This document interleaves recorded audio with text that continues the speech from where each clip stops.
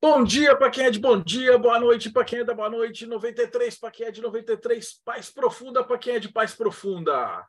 Você está no Boteco dos Illuminatis e hoje nós vamos falar de um assunto muito interessante e muito sério também, que é como o ocultismo se protege das pessoas toscas que estão por aí na internet, né?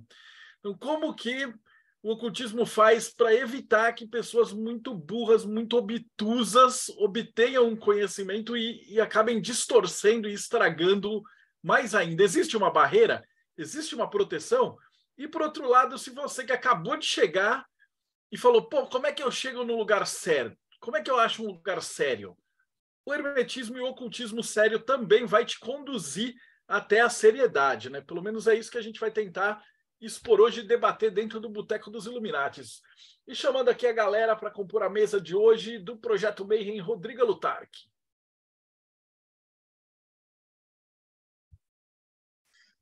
Salve, pessoal. Hoje eu estou numa camada tão profunda dessa cebola que a internet dificilmente está chegando. Do enoquiano.com.br, Ulisses Massad.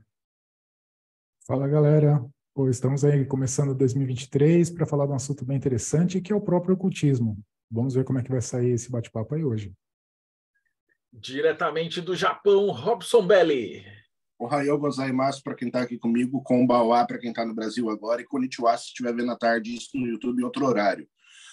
É interessante esse assunto porque realmente pessoas obtusas dificilmente conseguem o real conhecimento, mas sempre tem os picaretas que acabam atrapalhando mais do que desenvolvendo o próprio ocultismo, e esses são os caras que são o problema. Aqui a gente tem que tomar muito cuidado entre uma digitada errada no Google e você sai da Goécia e cai na Goécia mental. E aí o seu dinheiro vai embora e não há resultados. Diretamente do Pedra de Afiar, Paulo Jacobina. Fala, pessoal, tudo bem? Será que o ocultismo é como a esfinge? Decifra-me ou te devoro? E da Conexão Pagã, André Corrêa. Boa noite, pessoal. Hoje vai ser interessante falar que, além de camadas, a bruxaria também tem guerra de mamona entre os próprios bruxos. Essa é uma camada dentro. Deixa eu começar a colocar, já que eu que propus. Por que eu propus isso, né? Vocês sabem que eu fui convidado, a gente acabou de sair de um podcast, que eu estava lá com o Vic Vanilla, aliás, a gente vai dar um jeito de trazer ele para cá, que o cara é o satanista das dancinhas do TikTok. E aí, tipo, cara, ele foi muito zoado, porque puta, toda a galera do ocultismo sério dá risada do cara e fala, porra, o cara que é satanista aí da dancinha de TikTok e tal. Mas lá no programa ele expôs que é o seguinte, ele falou, cara, o TikTok na China é um lugar muito legal, porque os caras fazem concurso de cultural e Olimpíada Matemática, um monte de desafio. E o TikTok aqui no Brasil é tipo o churume dos dejetos, né?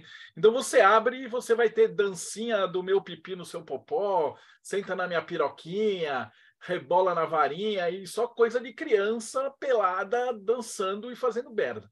E ele falou que ele tem esse propósito, ele estuda o ocultismo dentro de um razoável, e ele falou, cara, eu tento passar um hermetismo sério e básico numa linguagem que vai chegar a esse povo.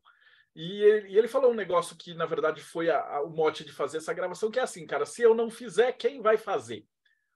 E ele tem uma camada de 1 milhão de seguidores lá, beleza, né? E aí a gente ficou discutindo isso. Então, existem essas camadas. Então, a pensar agora, eu me lembrei, a Pri sugeriu que a gente tem o Paulo Coelho, seria o brasileiro que seria a maior camada dessa membrana, né? E a gente começou a pensar no ocultismo como uma enorme cebola, no qual os conhecimentos verdadeiros, sérios e aqueles que te conduzem mesmo para um autoconhecimento, eles ficam fechados, porque eles têm que se proteger da dancinha do senta no meu pipi, para não virar uma porcaria absurda. E aí você vai ter charlatões por todo esse caminho, né, com coisas quânticas, gnomos, maias galácticos, todo tipo de pilantragem no meio para arrancar o dinheiro da pessoa séria até ela chegar no lugar sério.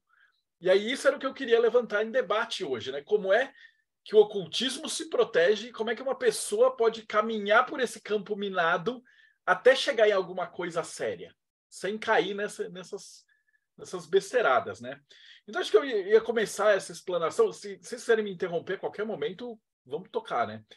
Eu ia começar lá nas ordens do passado, porque agora a gente tem internet, está tudo desenvolvido. A verdade é o paradigma inverteu, né? Antigamente esse conhecimento não existia, não tinha onde escrever, as ordens eram todas fechadas, você tinha os grupos de pensadores, os filósofos, né? Aí ordens iniciáticas que você precisava passar por iniciações terríveis, você precisava fazer provas eventualmente físicas, né?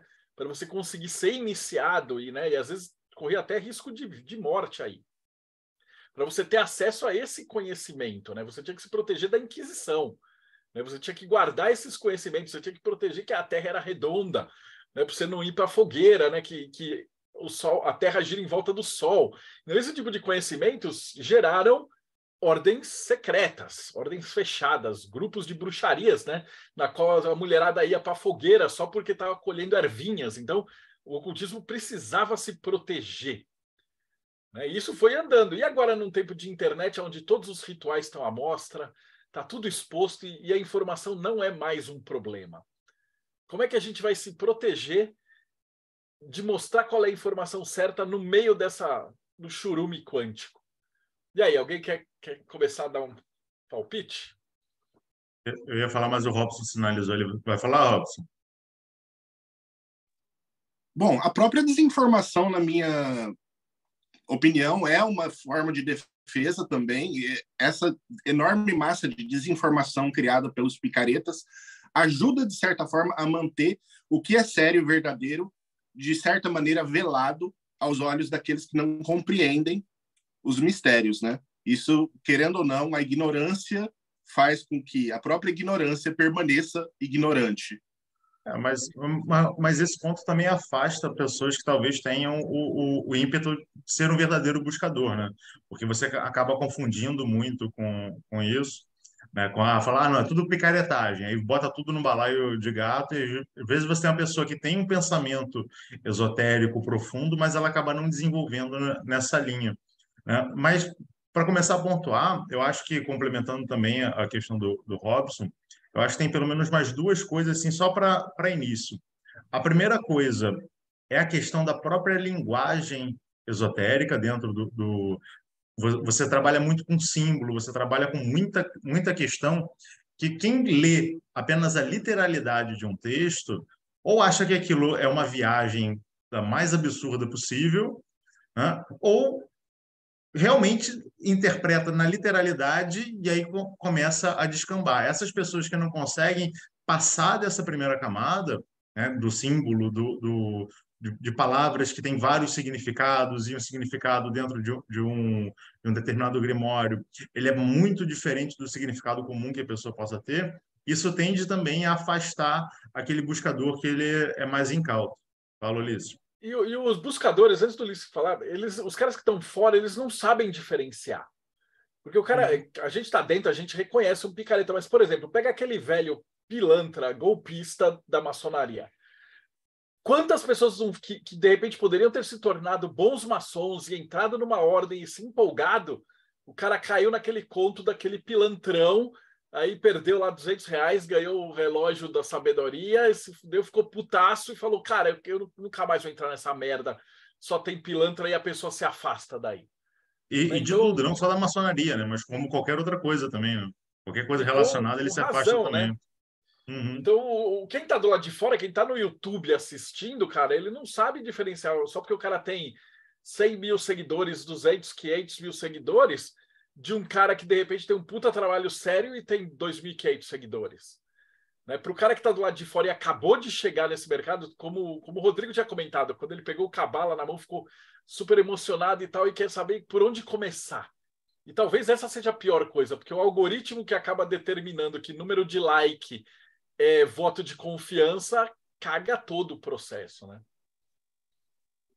Eu ia pegar um assunto que estava um pouquinho mais para trás ali, vinculado com aquilo que o Paulo estava falando, né, sobre essa proteção lá do passado. Isso é um negócio que dá para a gente ver de forma bem clara, por exemplo, na alquimia antiga, né? Como é que era protegido aquele conhecimento dos demais, né? Aquilo era naquelas pranchas, com aquela linguagem que só um outro alquimista seria capaz de compreender aquilo. E a gente tem, na evolução vindo desse lance da alquimia, aqueles autores que publicavam informações nos seus livros, mas de forma errada. Por exemplo, a gente tem aquela história do Eliphas Levi separar o livro dele, o Dogma e o Ritual, em capítulos diferentes, mas para que você tenha a compreensão, você tem que ler um capítulo de cada um juntos. Você tem a questão do tarô, do Eliphas Levi, que a carta do louco, ao invés de ser a primeira, ele colocava na última posição. Então, existem algumas coisas assim, acho que tem até, se eu não me engano, acho que a árvore do Kirchner, a árvore da vida do Kirchner, as posições de algumas esferas estão trocadas. Então, você tem essa camada que era feito antigamente, antes da gente chegar no mundo moderno, que os autores procuravam esconder, velar o conhecimento para que só uma pessoa que realmente soubesse do que se tratava aquilo conseguiria ler da forma certa, para que a pessoa, para que um leigo, alguém de fora, não conseguisse passar aquela barreira dessas pequenas, vamos chamar assim de ajustes, né, dessas pequenas mudanças, para que ele tivesse conhecimento verdadeiro. Para você ter uma ideia, Ulisses, a Fra até hoje tem um dos cursos dela que é a numeração das lições é trocada, justamente para quem pegar de maneira aleatória, acabar pegando, tentar organizar, né? Você não consegue dar continuidade nos estudos justamente por conta disso.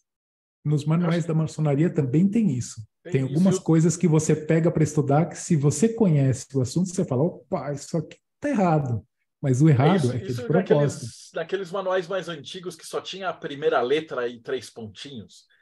Isso, os manuais são todos... Eu tenho uns manuais ingleses que, se você não tiver lá e não treina, você não lê, porque imagina que o manual inteiro é assim. É a primeira letra, tipo assim, eu vou no correio. Tá, E 3 pontos, V 3 pontos, N 3 pontos, C 3 pontos.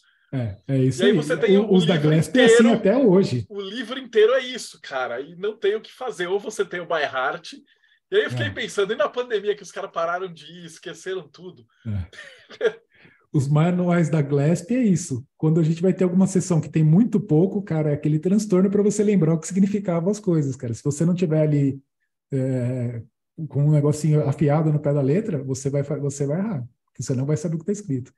Mas esse ponto a gente já está bem no meio da cebola, né, cara? Porque já é um cara que já entrou na maçonaria, já fez até um determinado grau e já está seguindo na parada, né? O problema é quem está do lado de fora, né? Como é que o cara acha o buraco para entrar nesse labirinto? E aí a gente levantou alguns pontos, né? Eu falei assim, pá, tudo bem, tem o Vic Vanilla do TikTok, seria um treco super moderno. Mas lá atrás a gente tinha o próprio Paulo Coelho, o Raul Seixas, né? Quem mais que o Raul Seixas para levantar um monte de gente para entrar em curiosidade para Telema, Aleister Crowley. Ou lá fora mesmo, né? As bandas que tocaram, aquela Mr. Crowley, e até agora Beyoncé, o pessoal que entrou na OTO. Então sempre tem uma galera que é aquela ponta de lança, que seria a bexiga inflada, e que esses caras vão tomar a pancada do mundo de fora, né? E aí a gente tem para todo lado, tem desde o Toninho do Diabo até... E aí você tem no meio uns picareta, tipo uns Henrique Cristo da vida, uns maluquete. Mas do pessoal sério tem essa ponta de lança, que geralmente são os caras que tomam porrada dos crentes. Até eu já fui isso, na época de RPG, né? De enfiar o RPG, escondido na regra do jogo, distribuir em banca de jornal, até os pastores me pegarem e eu ir parar lá no Fantástico, né? E virar o jogo do demônio. Mas a gente tenta passar esse conhecimento para tentar abranger o máximo possível de gente para eles entrarem nesse mundo mágico. Eu também considero, sei lá, o Harry Potter foi um ponto focal disso daí. Acho que até para bruxaria também, né? Quantas pessoas não leram, ou até o Brida, teve uns do Paulo Coelho que trouxe muita gente para bruxaria, né, André? Teve. Acho que a Ed Van Fel, com a revista da banca de jornal também, ela é massacrada, mas o trabalho que ela fez foi imprescindível. Eu falo que assim, anos 90, 80, 90, teve a Ed Van Fel, também já ouvi Paulo Coelho, foi um expoente muito forte, né, que você falou, mas para bruxaria, anos 90, que foi quando a Wicca chegou no Brasil, né, finalzinho dos 80, começo dos 90, Jovens Bruxas, se não me engano, de 94, né, o filme depois veio da Magia e Sedução, que fala de uma bruxaria familiar, Depois veio Harry Potter ali já para os anos 2000, né? Essa é a parte pop, né, da bruxaria, aquilo que todo mundo acaba conhecendo. Esses dias vieram falar comigo de The Witcher, né? Que também, o que tem de verdade ali. Eu falei, cara, não faço ideia, eu nunca li, nunca nem joguei The Witcher, mas assim, não tem uma relação direta, mas é o que traz as pessoas a ter essa conversa, a perguntar. E aí a pessoa precisa chegar nesse ponto, precisa passar pela revistinha da Ed Von Phil. Por mais que eu não goste do conteúdo, tá lá, tá na banca, tá a 5, 7 reais, é super acessível, né? E depois, o que ela vai pegar para ler? Né? Será que ela vai na livraria, vai procurar um livro? Depois do livro, o que ela vai procurar? Ela vai procurar pessoas no mundo real? E aí vai evoluindo, né? Mas era uma época sem internet, né? Então, daquele momento era banca de jornal e banca de jornal. Talvez o cara fosse para Sexto Sentido, a Planeta. Planeta. E aí da Planeta, a Planeta já trazia as propagandas dos livros da Planeta. Então já era mais ou menos um caminho. Sabe o que era? O legal era que essas revistas, elas traziam os nomes, elas traziam o endereço. Os contatos eram por carta na época, lembra? Né? Você mandava carta para as ordens e depois recebia os fanzines xerocado e grampeado à mão, né? Com as informações. Você ia nas lojas conversar com a pessoa que vendia o livro, você consegue dar o livro para mim? Aí eu ouvia falar sobre a Mork a primeira vez, assim, indo comprar livro de magia, e um cara falou, você já ouviu falar da Mork, cara? Procura ali na Ana Nery, em São Bernardo, tem o templo e tal. Foi a primeira vez que eu ouvi isso. E assim, eu acho que isso é o rompimento das camadas da cebola, né? É a primeira vez que eu tive contato, foi na televisão, vendo alguma coisa, depois eu fui para a revista, da revista fui para os fanzines, aí você entra em contato com alguém que conhece alguém, e você vai rompendo isso, mas isso leva tempo demais e muita insistência, né? Mas hoje ainda tem uma questão, como o Marcelo pontuou, a questão da internet. Você joga alguma coisa sobre ocultismo na internet aí por aí, vai aparecer muito lixo. Porque a pessoa não tem muito como filtrar. Uma pessoa que está entrando agora, se você vai se basear apenas em pesquisa pela internet, ou você vai se afastar de tudo, vai ser que nem... Ou você vai cair no afastamento total, ou você vai acabar consumindo muita besteira. E até você conseguir desenvolver uma coisa que, para mim, é fundamental, que é uma epistemologia do pensamento esotérico, você saber como cada coisa se encaixa, o que cada coisa é de verdade, isso vai gerando um Frankenstein na cabeça das pessoas. Você vai ter gente que vai começar a juntar coisas que não têm conexão nenhuma, mas como viu na internet de maneira separada, ou até mesmo viu no YouTube, no site de alguém, ou no TikTok, alguém com 1 milhão de seguidores, porque faz uma dancinha, e as pessoas confundem a aparência com a essência, e não presta atenção para ver que às vezes a pessoa está falando a mesma coisa em todos os vídeos e não está dizendo absolutamente nada ali dentro. Isso tem um ponto interessante. Like, né? Isso tem um ponto interessante que você colocou também, Paulo, que às vezes a pessoa ela entra nesse mundo esotérico por esse caminho errado, pegando essas coisas que são mais picaretagens, e depois, mesmo que você chega para ela e você tenta mostrar, cara, esse negócio quântico que você está vendo aí não faz o menor sentido, a pessoa está tão inserida dentro daquele contexto que ela não sai mais. Você pode chegar e falar assim, mostrar outras coisas, outras alternativas que são coisas muito mais profundas, muito mais sérias, e a pessoa não, ela fica presa naquele paradigma e não sai dali. Mas sabe que eu queria deixar uma pergunta. Vai lá, se Rodrigo, minha internet permitir, porque a minha internet está muito ruim, essas camadas também servem porque as pessoas têm diferentes níveis de interesse. Às vezes o quântico é o que ela precisa. Ela não precisa de um Grimório de Salomão. E aí isso vai ser filtrado e cada um vai no seu quadrado. Mas será que ela realmente precisa desse quântico? Assim, eu sinceramente não sei. Só estou levantando a questão. Será que quando ela encara o quântico, na verdade, ela acaba não se enganando por conta de um efeito Dunning-Kruger da vida? Porque você tem uma dificuldade de estabelecer com parâmetros tangíveis, né, conhecimento e prática esotérica, que é uma coisa extremamente intangível. Porque se você fala assim, eu, Rodrigo, eu faço 1000 embaixadinhas, aí mostra um vídeo seu que você só faz 2, você sabe que você não faz 1000 embaixadinhas. Mas se você fala, eu, fulano de tal, sou um grande mago, pertenço a várias ordens discretas, passei, tenho uma bagagem toda, e vou te contar sobre como enriquecer, e o cara tá de terno e gravata, não sei o que, tá tudo lá.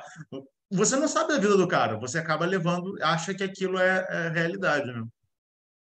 Mas eu acho Mas tem, é o mundo do Instagram. Paulo falou. Deixa eu pontuar uma coisa aqui que o Paulo falou. Cara, o Paulo colocou uma coisa, e eu acho que isso é o tradicional golpe daí cai quem quer. Porque, assim, se o cara tem uma impressora de dinheiro, se ele sabe como imprimir dinheiro literalmente, por que ele vai vender isso? Né?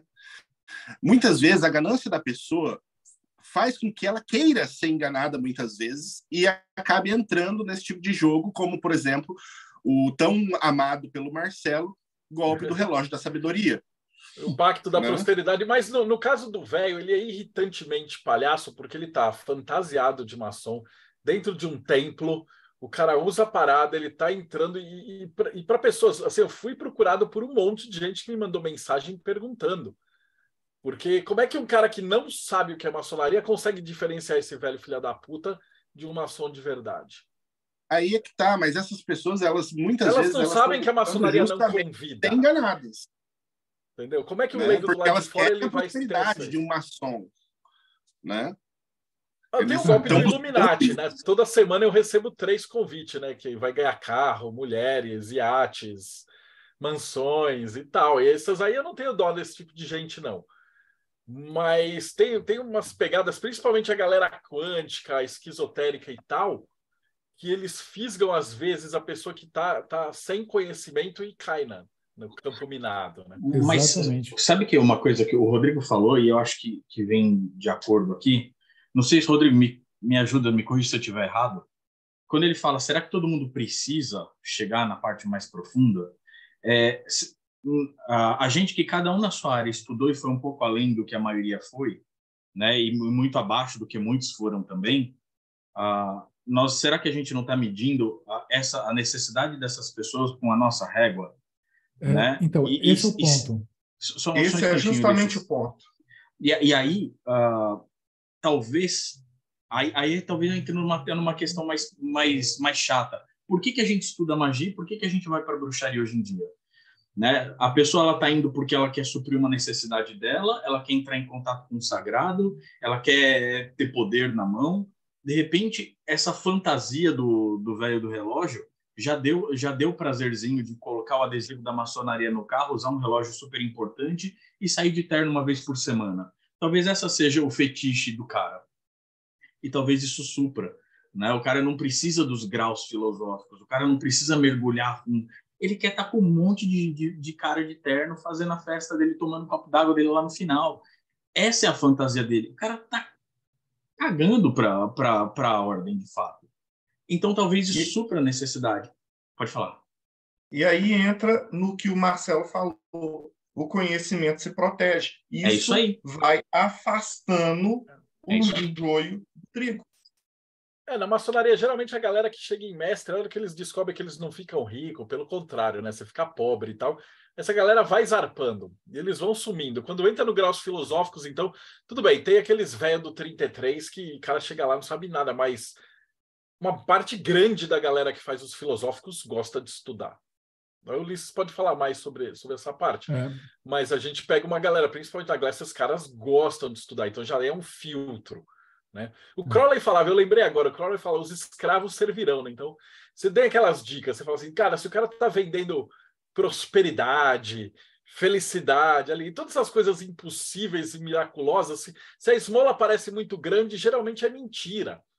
Né? E aí cai quem quer mesmo. Então, eu acho que se tem uma coisa que a pessoa tem que absorver desse podcast de hoje se você encontrar um maluquinho na internet prometendo mundos e fundos, geralmente é mentira e você vai perder dinheiro.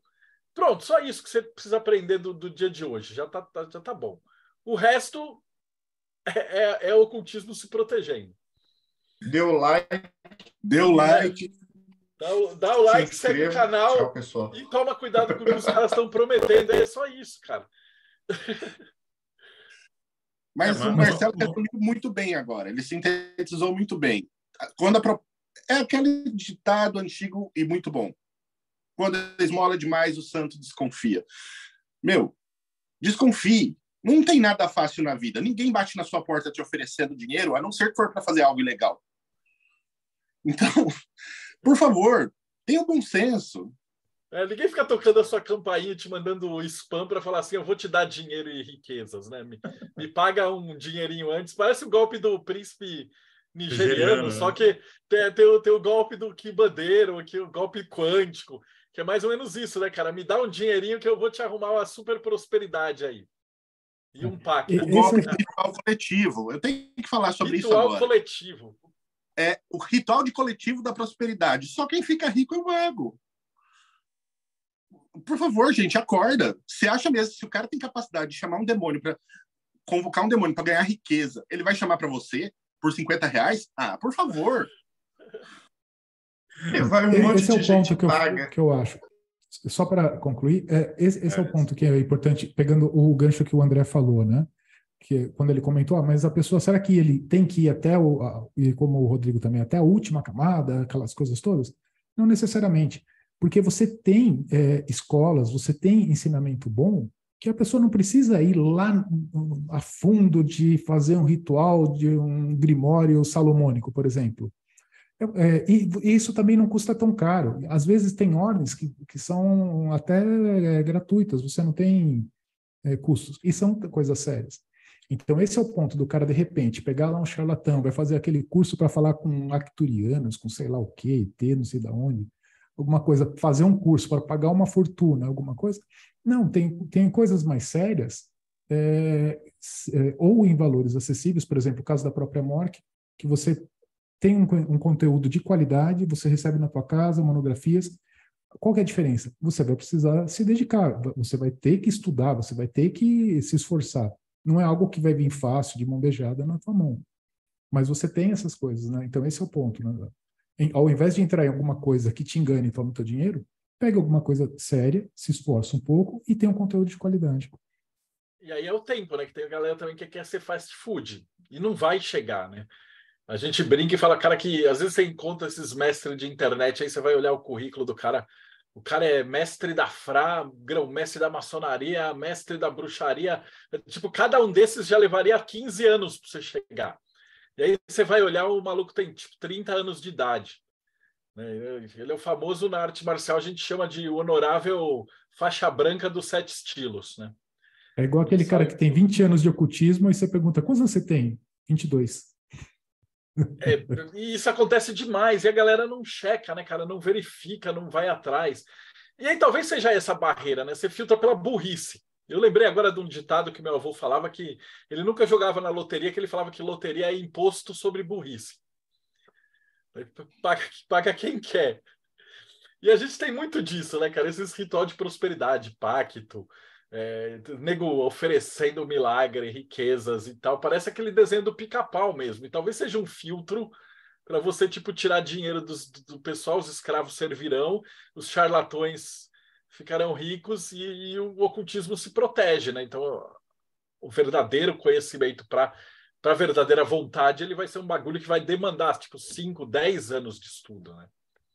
E mesmo assim, pegando uma coisa que o Marcelo comentou, por exemplo, de graus filosóficos, da galera que estuda mesmo dentro dessa galera que estuda, você ainda vai encontrar muita gente que está perdida, porque ela estuda de maneira intelectiva e ela não vivencia aquilo que estuda. Então, por não vivenciar, muitas das vezes ela não consegue perceber as armadilhas que tem dentro de um material de estudo. Então, ela decorou Crowley, ela decorou Heller, ela decorou todo mundo, né? Eliphas Levi, ela cita cada coisa do Eliphas Levi, mas ela não consegue vivenciar aquilo de fato, né? E ela vai conversar com você e ela vai te apresentar coisas que não são tão verdadeiras assim. Então, é importante também a gente prestar atenção em como a pessoa se comporta, em como ela fala, os frutos que ela gera de verdade, e não apenas aquilo que ela diz que faz, né? Mas os aí falsos em mundos de mestres. Instagram é difícil, né? Cara, Uma questão de falsos mestres, eu diria que um ponto importante a se analisar é se a pessoa fala mal de todo mundo. Se o cara fala mal de todo mundo, se só ele é o bruxão, né? Fique atento. Já começa a ficar atento aí. O cara tem né? Ele veio de algum lugar, ele aprendeu de alguém, ele ainda tem contato com essas pessoas. Esse tipo de coisa tudo é muito importante, gente, quando a gente fala de mestres de ocultismo. Porque tem mestre de ocultismo com menos de 6 meses na prática, nunca praticou um ritual de fato de uma certa prática e está se dizendo mestre. Já aconteceu no Enochiano. Então, às vezes o que cara eu posso pega o curso de mentoria, o cara nem terminou o curso e já está dando o curso, né? E tipo, o curso dele é assim, ele faz com você e aí, tipo, já ministra em cima, né? Eu já vi acontecer isso inúmeras vezes. Então, É pessoal, procurar a pessoa quem buscar está a dando aula, comunidade relativa àquele assunto e analisar o perfil do seu suposto mestre é algo legal para você analisar o desenvolvimento dele, quanto tempo ele tem na área, se ele realmente pratica aquilo que ele está falando, igual foi falado sobre os frutos, né? É importantíssimo. Isso tudo é muito importantíssimo. Nós vimos o material de esses dias, que o slide que ele colocou na tela, a gente olhou, parecia o jogo dos 7 erros, né, cara? De tanta coisa errada que tinha no material. E a gente tem, por exemplo, a gente faz a curadoria. Quem está assistindo agora, você vai ver, essa entrevista é quase 400.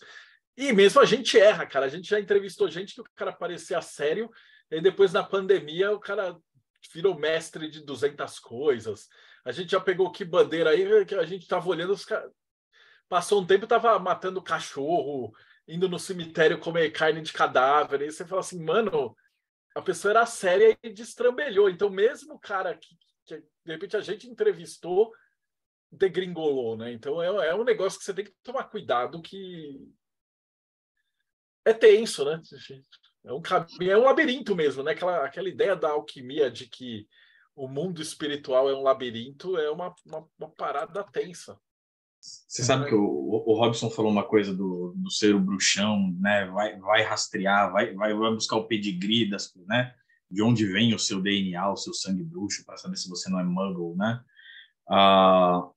É difícil na bruxaria fazer esse tipo de traçar isso, porque assim, até a bruxaria tradicional atual, né? A bruxaria tradicional que eu digo, a Wicca moderna,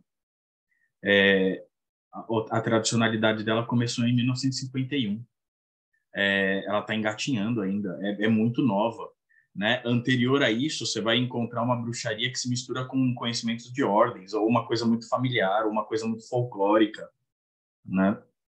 Você vê, não existe uma tradição, não sei na magia como que é, né? Mas assim, na bruxaria não existe uma tradição ininterrupta de séculos, né? Alguém da família fez uma cagadinha e interrompeu o processo e não chegou à informação completa.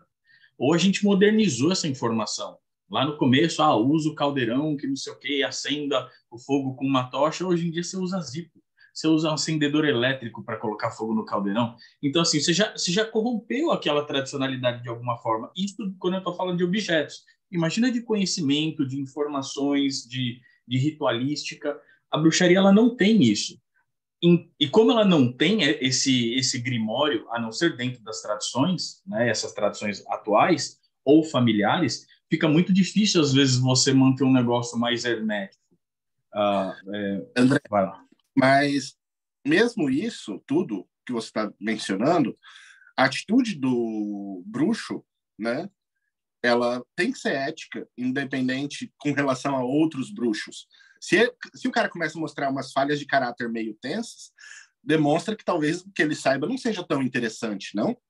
Cara, então, sim, mas essa ética, ela é uma ética que responde a qual cultura, a qual tradição, a qual período. Então, essa ética, a gente discutiu isso ontem, acho que na Conexão Pagã, em alguns momentos. Quem norteia essa ética dentro da bruxaria? Né? Quem que vai... A gente consegue, como o Marcelo disse, quando você está dentro, você consegue identificar quem não é, ou quem está falando abobrinha. Você consegue perceber isso. mas você tem uma liberdade muito grande de criar alguma coisa espontaneamente ali e criar um fake de eu não, meus bisavós são de tradição de Portugal, que não sei o que, os dois morreram, meus avós morreram, ninguém vai questionar isso, ninguém vai levantar essa peteca em algum lugar. Pronto, eu criei uma coisa tradicional. E aí eu vendo isso, a bruxaria, por isso que eu falei que é uma briga de mamona, uma guerra de mamona violenta, porque tá pipocando tradição nova o tempo inteiro. O conhecimento, eu nem sei se existe esse conhecimento secreto e mistérico dentro de algum lugar. E isso porque eu tô há 28 anos na bruxaria. A Wicca tem o segredo dela, a tradição dela, mas a Wicca ela surge de um Ctrl-C, Ctrl-V de muitas ordens iniciáticas que o Gardner fez ali. Né? Tem muita coisa de maçonaria, muita coisa de Rosa Cruz, muita coisa de outras ordens. Então, ela repete essa fórmula e mantém um segredo para os iniciados dela. Legal, bacana. As outras não. Né? Então, por isso que é aquele negócio, cada moleque de 20 anos cria sua tradição, cria o seu segredo, e eu falo que assim, a bruxaria aberta é praticada nos comentários do Facebook. Os mistérios são transmitidos somente em box. Né? Eu tinha uma outra pergunta que era justamente essa, que alguém fez daqui no chat, que era, e grupos de Facebook, até onde dá para confiar? Nossa, silêncio total. Desculpa, hein? É que para o pessoal que está chegando agora, muita gente entra pelo Facebook. Você falou, né? Grupos de Facebook seria a parte externa da bruxaria. Mas até quanto dá para confiar num grupo de Facebook, cara? Então, Existem tem grupos sérios. Tem grupo de 100 mil pessoas que é um churume, cara. É um esgoto a céu aberto ali. Dependendo de onde você for pegar. O grupo, eu acho que ele é só uma porta de entrada para te levar para um outro lugar mais fechado. Para drogas maiores. Mas no grupo em si, tem grupos sérios, tem grupos que você tem um monte de gente só estando ali para vender serviço de alguma coisa, né? Mas você tem, a partir de um grupo, pelo pouco que eu vejo, você vai para uma outra camada, para um grupo menor, mais sério, e ali sim você tem pessoas que conheçam de um determinado assunto que pode te dar algum caminho. Uma dica que dá para fazer em relação a esses grupos é que nem quando você entra numa turma de faculdade que você não conhece ninguém.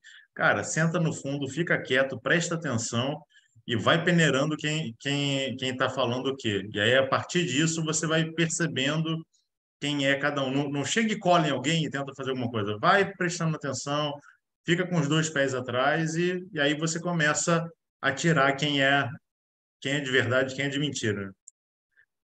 Sem contar que eu não sei como é que ainda está o Facebook, graças a Deus eu larguei essas drogas, mas que eu me lembre, vários dos grupos, tinha muito grupo fechado, porque a maioria dos grupos tinham virado meio que curral de serviço, né?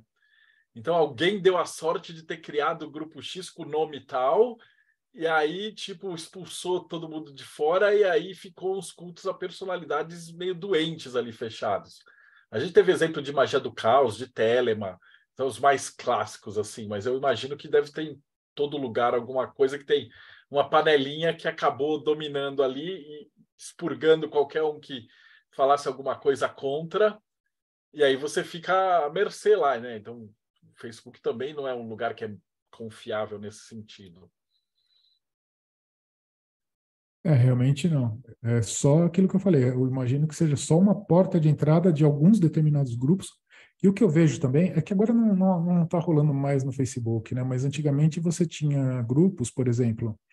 Eu lembro lá atrás, quando eu fiz o curso de Enoquiano com Goya, nós tínhamos um grupo no Facebook dos alunos. Então, quem que eram as pessoas que estavam lá? Era aquela galera que fez o curso com você. Então, ali era bacana, porque você trocava ideia com os colegas que você já conhecia.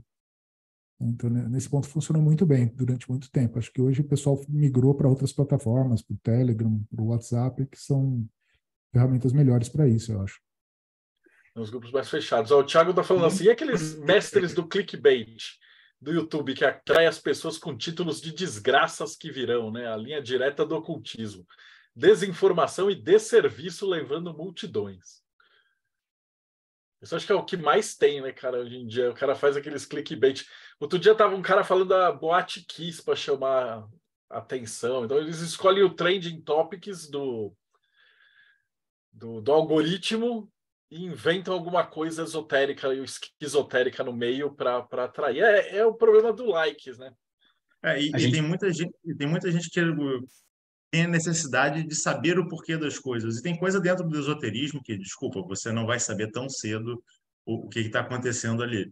E aí você vai encontrar pessoas que vão dar respostas fáceis, né? Você vai falar, que nem acontece em algumas áreas mais ditas espíritas ou espiritualistas, que falam que todo acidente de avião era um grupo de pirata que estava resgatando alguma coisa do passado, né?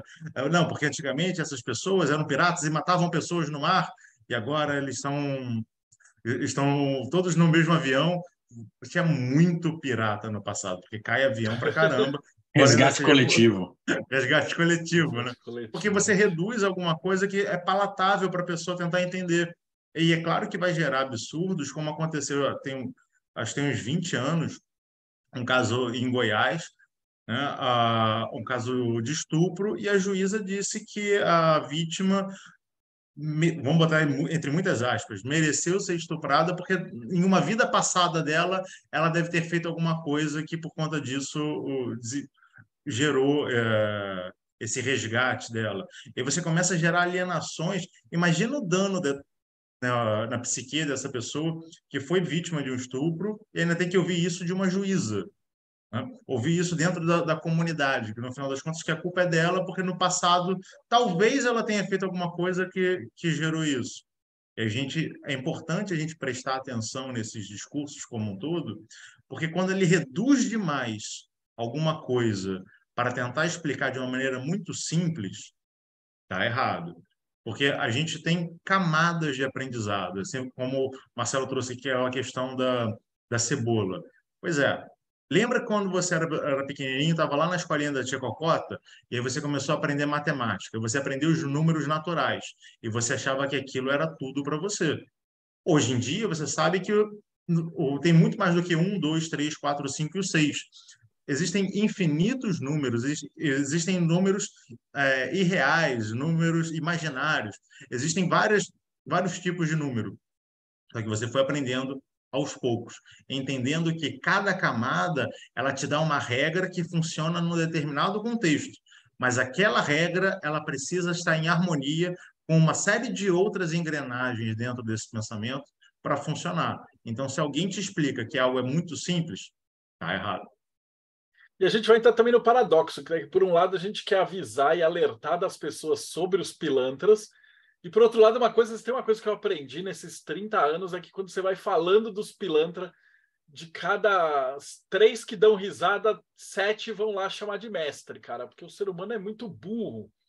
Cara, e é um negócio que eu não consigo entender, cara. Às vezes você vê o cara é criminoso, assim, tipo, a gente pegou gente vendendo anel de Salomão, que o cara comprava da China e daí enfiava os dedos, vendia.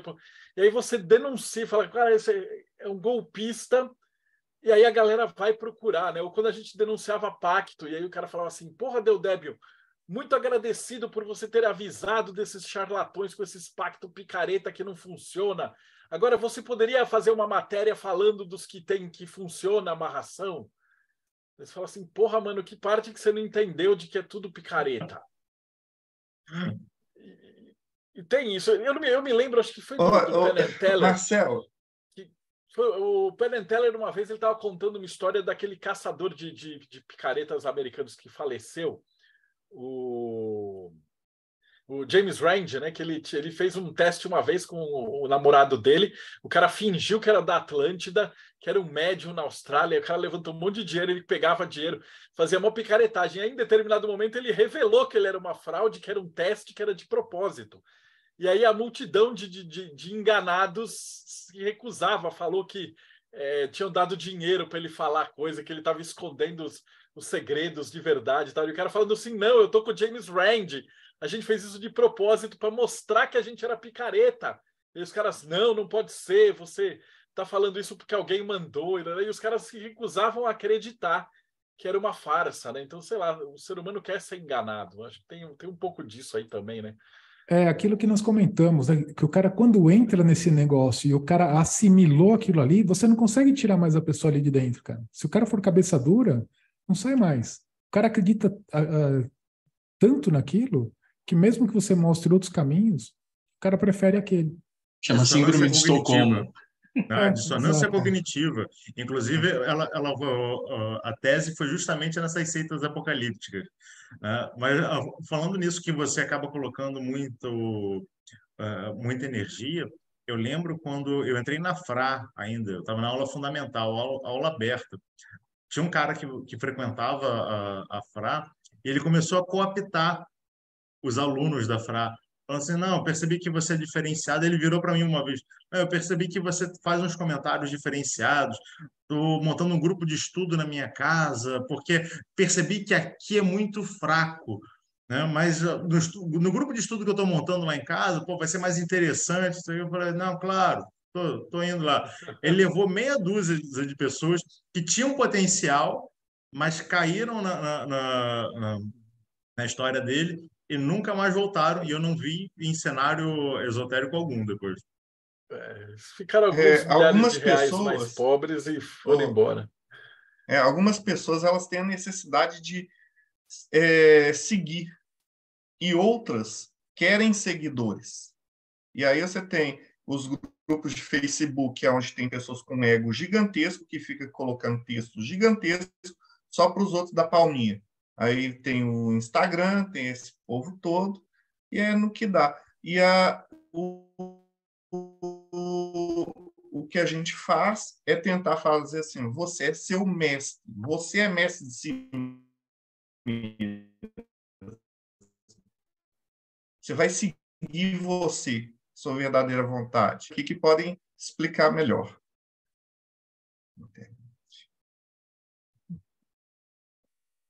Mas dá muito trabalho.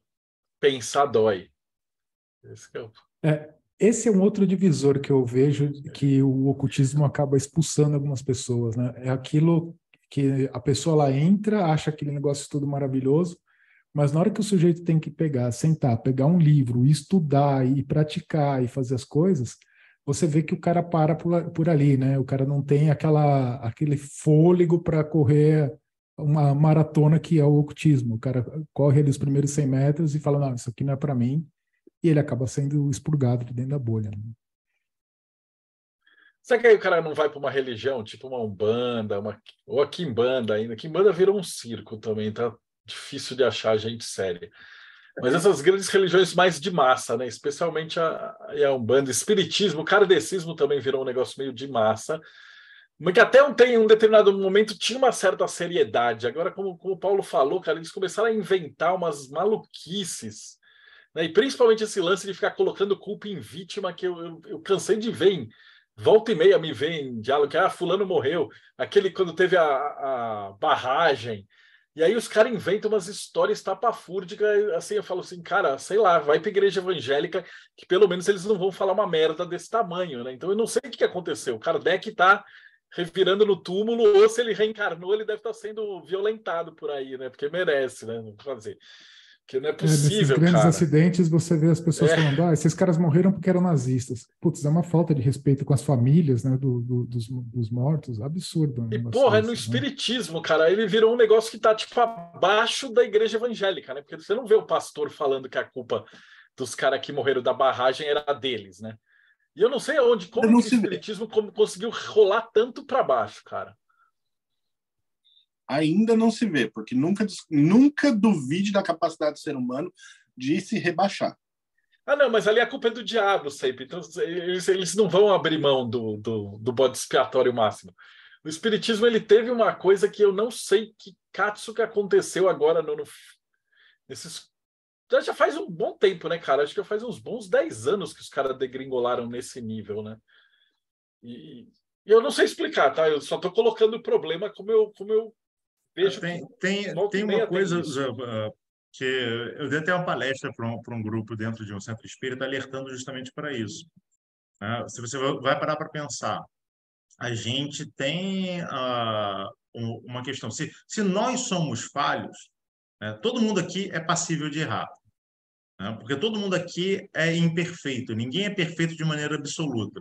Todo mundo aqui é falho. As pessoas acham que porque eu cantei para subir, agora morri, tô sentado no assento etérico, eu me tornei um anjo perfeito. E aí, por conta disso, eu grudei no Robson, que faz contato com o anjo, e ele falou, Robson, estou dizendo aqui que agora Marcelo é reencarnação aí do Napoleão, né? Aí o Robson começa a dizer que o Marcelo é reencarnação do Napoleão. E as pessoas não têm o crivo de pensar, cara, o Paulo era um ser imperfeito, ele acabou de morrer, ele continua sendo imperfeito. O Robson é outro ser imperfeito, ele está aqui encarnado comigo. Agora, juntaram duas coisas imperfeitas e estão me passando uma mensagem que eu vou achar que é 100% verdadeira? Não, eu tenho que ter meu pé atrás e ter o crivo. Então vai falar que é a encarnação do Crowley. Aí vai ter que disputar, porque já tem uns 4, 5, né, cara? Aí é só nego picareta. Às vezes o Crowley está encarnando fragmentado, sabe? Ele fragmentou a alma dele. Que bom, porque ele vir de novo do formato que ele veio antes, não dá. Fazer um Megazord de Crowley, sabe? É umas dicas. Talvez o ocultismo seja uma prova de barreira, né, cara? É uma maratona com vários obstáculos. Sabe aquelas provas do exército, cara? E aí você tem que ir olhando, cara. Aí vem o maluco dos Maia Quântico.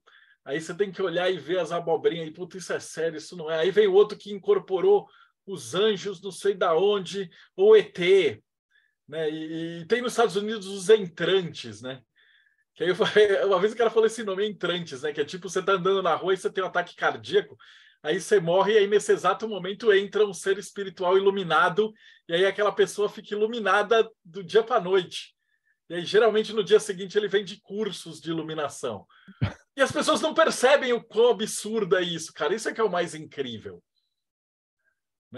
A primeira vez que eu fiquei sabendo desses entrantes, eu falei, o quê? Tratantes? Não, entrantes. Fala, Ulisses. Eu e o André estávamos conversando esses dias, né? A gente estava falando, por exemplo, desses cursos que os caras ensinam você a se comunicar com ET, né? A gente estava falando assim, como é que funciona isso? Um ET vai sair lá de uma galáxia distante para vir para o planeta Terra, encontrar meia dúzia de picareta, ensinar um método para esse picareta vender para o povo falar com o ET. Mano, cara, conversando com o Elon Musk, né, cara? Vamos fazer uma coisa... 20 trazer 3 apostilas, né? O triste é das pessoas que nem desconfiam disso. Eu não sei se talvez as pessoas agora estejam ficando mais burras. Eu não sei o que acontece, cara, mas na nossa época a gente não percebia ou se a internet deu vazão para esse monte de maluquice de hospício mesmo, cara. É uma coisa que, sei lá, se nos anos 90 o maluco aparecesse com isso, ele ia apanhar. Cara, eu acho que isso na internet ele tem 50 mil seguidores, 100 mil.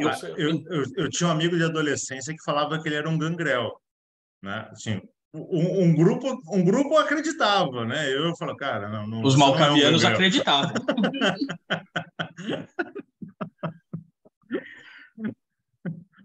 Mas eu acho que a questão maior mesmo é uma bola que o André levantou lá no início do nosso bate-papo.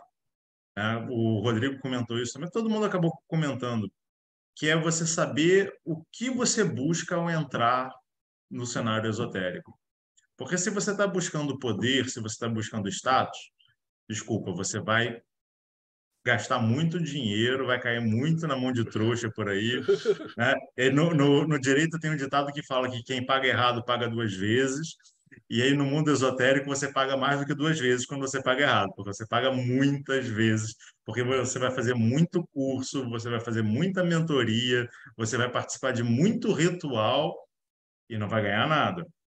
Talvez nem experiência você ganhe, né? Mas é importante você saber isso. Uma comparação que eu gosto, você já viu os caras do Projeto Tamar soltando as tartaruguinhas, aquelas 200 tartaruguinhas na praia?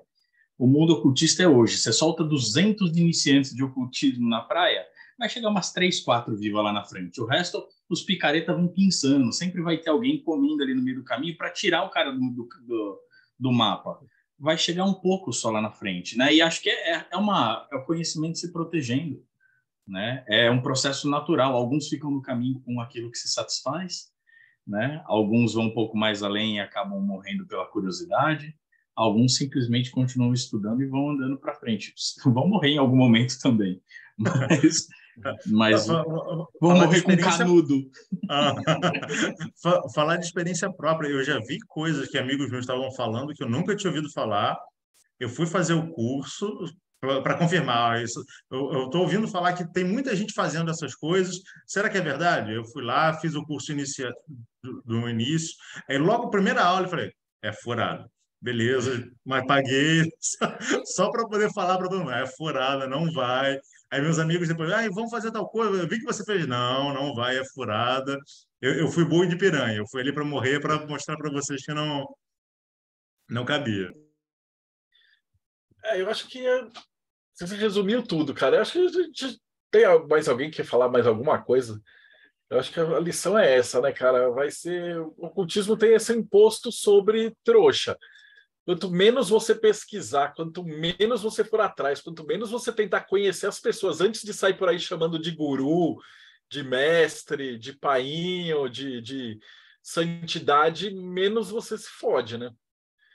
Eu vou chamar para as considerações finais, então, para a gente. Eu vou seguir por aqui. Ulisses Massad, considerações finais e como é que. Uma dica aí para a galera não ser feita de trouxa. Cara, se você procurou alguém, você chamar o cara de mestre, o cara ficar tranquilo com aquilo, já é um indício.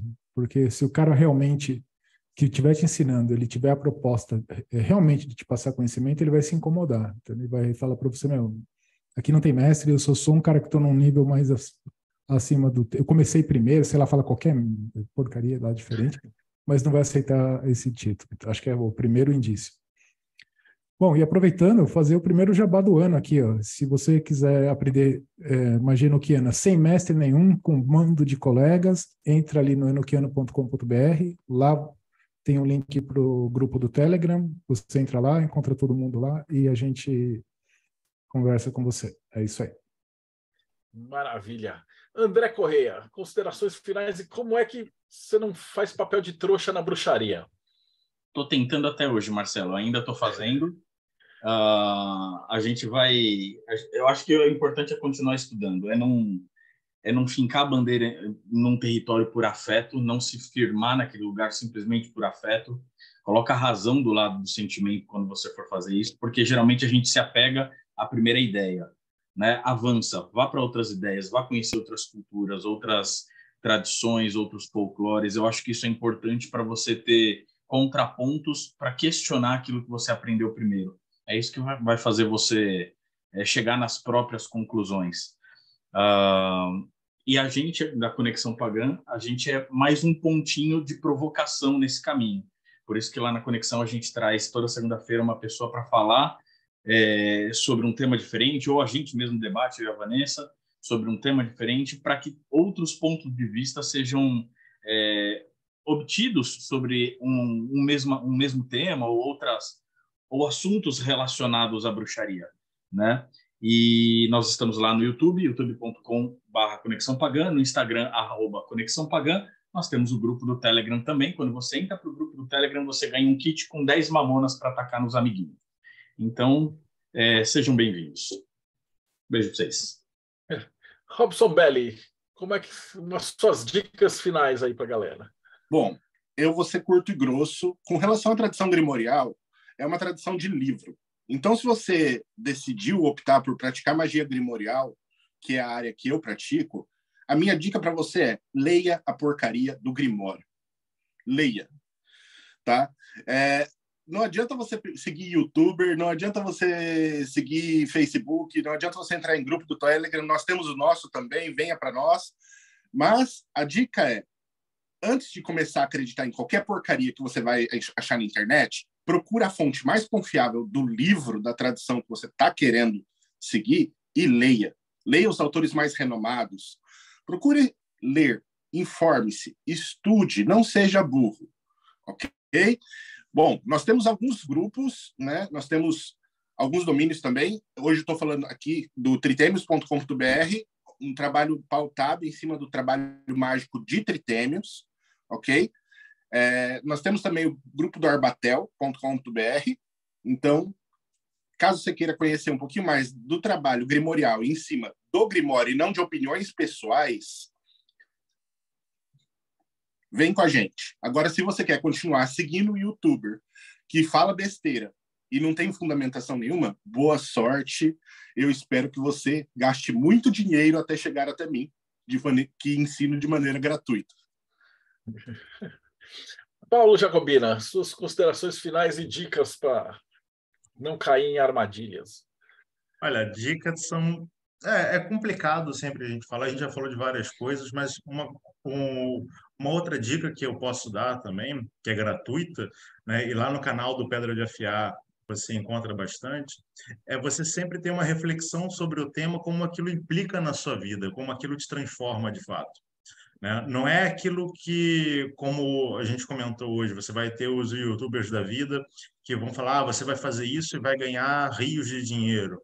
Não, lá no Pedra de Afiar, assim como na própria Frá também, a gente vai apresentar para vocês questões que você vai refletir sobre os temas, como aquilo se aplica na sua vida e como você vai se lapidar, como você vai afiar essa sua pedra bruta para fazer eclodir aquilo que é de você de verdade.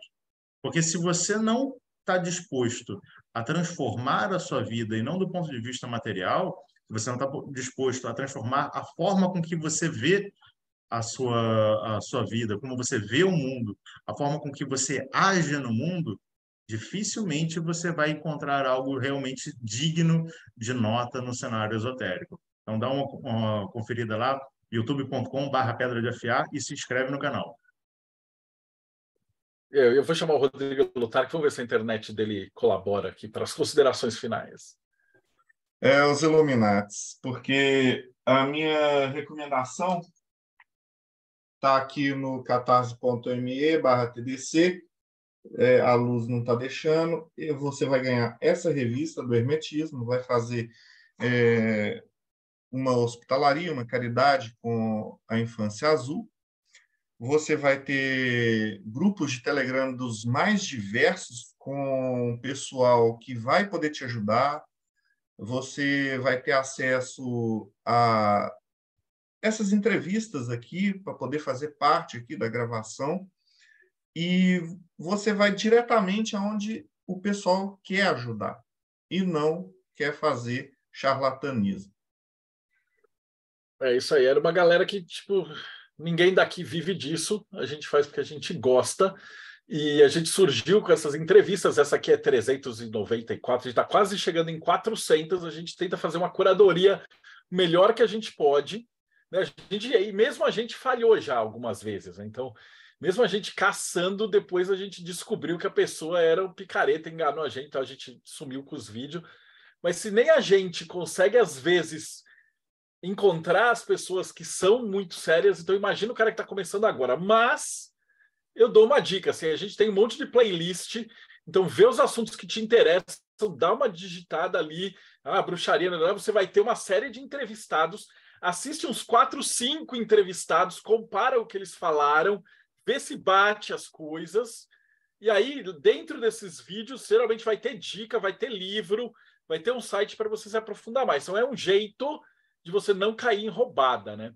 Então ajuda a divulgar a gente, porque o YouTube não vai, né? Segue o canal, assina o sininho e, como o Rodrigo falou, fazendo parte do Mayhem, você vai ter acesso a essas palestras, grupos de Telegram, e agora vocês do YouTube eu vou desligar aqui, e aí eu vou ligar a câmera e os áudios aqui, e aí o pessoal do Mayhem pode bater papo e conversar com os entrevistados. Então é legal, porque sempre tem 3 palestras diferentes por semana e oportunidade de conversar, tirar dúvida, enfim, né, para quem quer estudar a sério, né, catarse.me/TDC, e a gente se vê aí no próximo Boteco dos Illuminati.